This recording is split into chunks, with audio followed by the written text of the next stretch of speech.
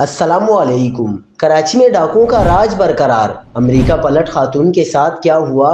بچے کو بائیک پر بٹھا کر وارداتیں کرنے والا ڈکیت پکڑا گیا۔ کیا آپ حالات حاضرہ سے آگاہی حاصل کرنا چاہتے ہیں؟ خبر کے پیچھے چھپے اصل حقائق جاننا چاہتے ہیں تو ابھی سبسکرائب کیجئے دل مل پاکستان کو اور ساتھ ہی گھنٹی کے نشان پر کلک کر دیں۔ آپ کو بتاتے چلیں کہ کراچی کے علاقے اولڈ سٹی ایریا میں نامعلوم مسلح افراد نے شہری کو گولیاں مار کر شدید زخمی کر دیا۔ ادھر کراچی کے علاقے نارتھ نازم آباد لوگجی میں امریکہ میں بیٹی کو مل کر واپسی آنے والی خاتون کو مسلح ڈاکوؤں نے لوٹ لیا۔ ملزمان خاتون سے 4000 امریکی ڈالر، قیمتی موبائل، طلائی زیورات اور دستاویزات چھین کر فرار ہو گئے۔ خاتون بیٹی سے ملاقات کے بعد امریکہ سے رات گئے کراچی پہنچی۔ 2 گاڑیوں میں سوار ملزمان نے ایئرپورٹ سے پیچھا کیا اور حیدری کے قریب واردات کی۔